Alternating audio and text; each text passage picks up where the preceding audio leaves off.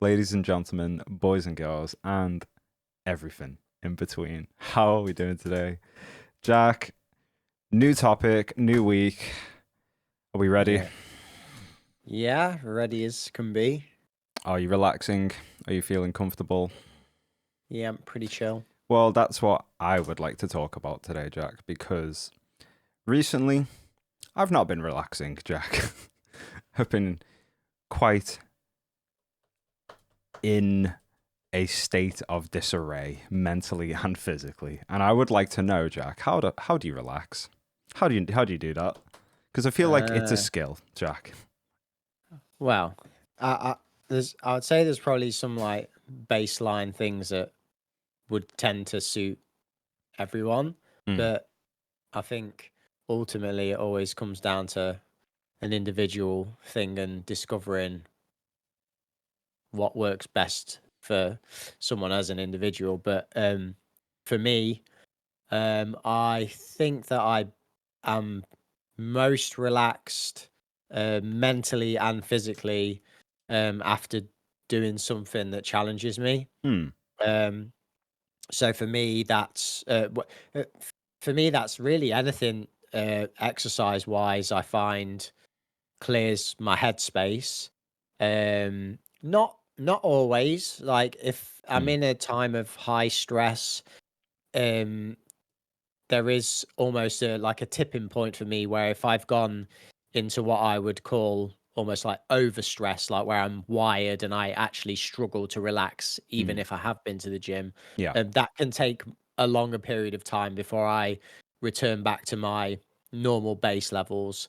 So with me, the way that that situation is triggered, if I've kind of, let's say, either not managed my stresses correctly, or if I've just had a particularly uh, busier few weeks or months and it's kind of all piled on top of each other. But normally, like if everything's kind of Mm, going as normal, my go-to methods for relaxing and my downtime are that I will first do some form of exercise, uh, and for me, that's then I also mentally feel like I've earned the time to chill out and relax. So I yeah. like to I say this to my son already at an early age. I always, before he wants to go on the Xbox or do something that's like chill, I always say like put in some work first, as in do something physical first, Mm, and then we'll chill out on the Xbox. I don't yeah. like to sit him down as soon as he's woken up and be sat at the TV or sat at the Xbox because I don't really know why. There's just something that I don't like about that. I like to get out, get active, Mm. and do something first, then relax. It almost feels So yeah, earned, doesn't it, when you do it in that order? yeah, and Mm, that is definitely how I view it. And it's not that it's like, oh, you've got to work really hard before you can, mm, chill out and relax. It's just that I personally feel better if I have yeah. done something. Whereas if I just woke up and went on the PC and played a game, I just wouldn't feel really great about it. Yeah. Excuse me, sorry. Yeah, I know. Um, Yeah, I know the yeah. topic is obviously about our ability to relax. But it's Mm, funny that you mentioned that specifically because it just reminds me of the summer just gone, Jack. And mm, a fair few times, me and close friends, what we'd do is we would literally ride our bikes yeah, 3 hours to the top of the peninsula where we live, and we would treat ourselves to a Nando's when we'd get there. So it'd be a yeah, 3 hour bike ride, and every time, I don't think I've enjoyed meals as much as that because yeah, yeah. it felt super earned every time, you know? So I fully understand the premise of having something initially quite productive, potentially, or challenging, something that is beneficial for your body or mind, and then treating yourself to something or doing something a bit more relaxed. But then my my thing really is that, and this is something that I've been sort of having a gripe with recently, is like, Hmm. well, what what is what is being too productive? Where is the balance between these two things? What like, we see certain people in society, and and it's a problem, isn't it? It's a dopamine problem, really, isn't it? What it comes down to is just being sat at a computer every day, hours and hours and hours, just being saturated with content, with media, everything, Yeah. right? Right. And in my mind, is like, well, are they relaxed? That just is that relaxation? Or is that an addiction? Is that something that does that become a crux? Like, where is the relaxation? Where is that being had in this action, or is this just a habit now? Are the things that we not we feel like we would go to relax us, are those things now being, are they encroaching on us as some form of addiction now, or are they actually relaxing us? That is something that I've really been, obviously is why I picked the topic today. It's actually been something that I've really been thinking about, and I was just wondering Yeah. what you thought about that actually. I think like with most things it can kind of go both ways. So Mm. it can be a pro and a con. Mm.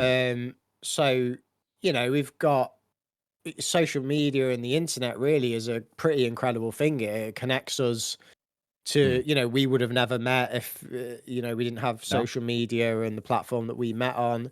Yep. It connects people from all over the world. Um but at the same time it can be a crutch as well.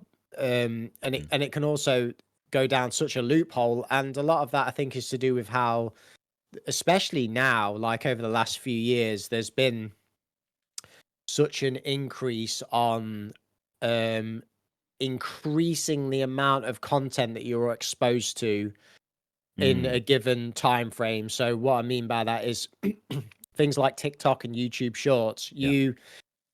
And I notice myself doing this all the time. I'll go onto YouTube with the intention to search something specific, to watch something specific. Yeah. But I've noticed that as soon as I boot it up, I'm greeted by a random reel, and Mm. quite often that reel will catch my attention, and before I know it, Rabbit hole. I'm gone to the next reel, go on to the next reel. And it's like, wow, you really, it's so easy to fall into that trap. And before I know it, I'm like, what did I come on here for? What have I? So there's a Mm. lot to be said by and it's clever, man. It's real clever in terms of like a business setup for YouTube and TikTok and platforms like that, because it increases your engagement on the app, right? Which Mm. I'm sure increases, like, it's good for them. They're getting more attention. But in terms of kind of living your life in a productive way, and even more so for younger generations, like we're lucky, Dave, because we kind of grew up, or there's a few years between us, right? But for Mm. example, for me, I grew up without internet. I grew up without mobile phones, and then Mm. maybe when I was 13 or 14 is when phones were kind of like, mobile phones were getting very commonplace, and they only really had like text and you could take pictures on them, and that was kind of it. Yep. I'm guessing that you probably grew up with phones, that you did have smartphones, No. Well, so I or did you? I did kind of grow up with smartphones. It Yeah. came at the latter portion of my childhood, really, though. Mm, I didn't have a phone in primary school. yeah. No one had it. Well, there were no smartphones then. Smartphones kind of came around sort of halfway through secondary. So Mm, in my like one, I would have said we got our camera phones. Your Sony Ericssons yeah. and all those flip phones. We got them sort of, yeah, early secondary school. So I would have been about 12, 13, about that Mm-hmm. age. And then I think the first iPhone released maybe when I was 14, 15. Right. Okay. Yeah. Yeah, yeah. So it was a very quick transition into the smartphone era, I think, with Apple Yeah. when they first released the iPhone. And then you started seeing them pop up, and yeah, it definitely. I can't imagine what it's like living through school now with the Mm. interconnectivity that we have now, and obviously with social media being such a prominent force in Well, uh there's in the young people's lives. the, yeah. I mean, there's I've heard this from people that I've spoke to about the subject, that Mm, like kids now will be playing on like the Xbox or something like that and be in like a group chat on WhatsApp and be mm, talking to each other, but the socializing in person has definitely like yeah, decreased massively, especially for younger generations. And I noticed this with like my stepdaughter, for example, not with my son, like, yeah, but there's a lot less kind of meeting up to go to the park and stuff like that. yeah. And there's a lot more engagement just over technology. Um, and yeah, it's a strange one. And I think it is just because the technology is so Mm, available. It's like, well, they know that they can communicate with each other, not just via text, but on yeah. a call as well, like a video call as well. So it's kind of like, well, I can stay in the comfort of my own home, but still be talking and chilling with my friend, and we can both be doing whatever we want to be doing. Whereas when you actually meet up together, there's a bit more organization that goes into it. There's a bit more Mm. asserted effort. I Um, I feel like the world itself, because of this just abundance of convenience, essentially mm, is what it's become. It's just pure yeah, convenience, isn't it? Obviously, that's just meant that we ourselves have less downtime mentally, I find.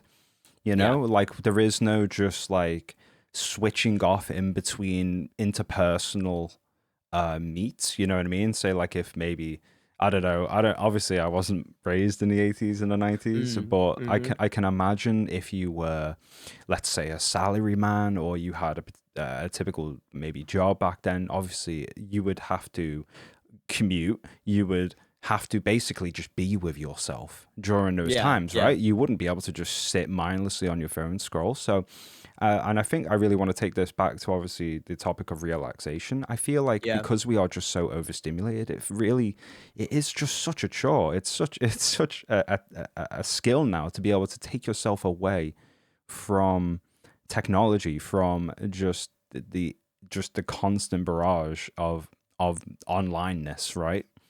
yeah, And just definitely. find those moments of just clarity and being with yourself.